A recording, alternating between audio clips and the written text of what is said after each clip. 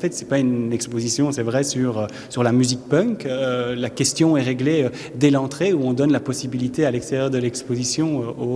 aux visiteurs de s'improviser DJ le temps d'un instant, mais c'est surtout de découvrir après comment, à travers le graphisme du mouvement punk, le message du punk, le message de ce mouvement qui est marquant aux États-Unis, et d'abord en Angleterre et puis aux États-Unis,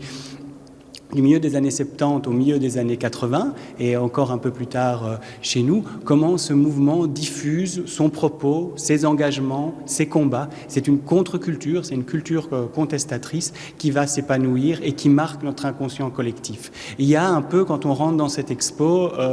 la sensation de rentrer dans la chambre d'un adolescent de l'époque. Le graphisme du mouvement punk, c'est énormément de collages, c'est du jeu de typos, c'est du jeu de couleurs et on retrouve vraiment les codes du constructivisme mis en place autour de la révolution russe par les agents de la propagande,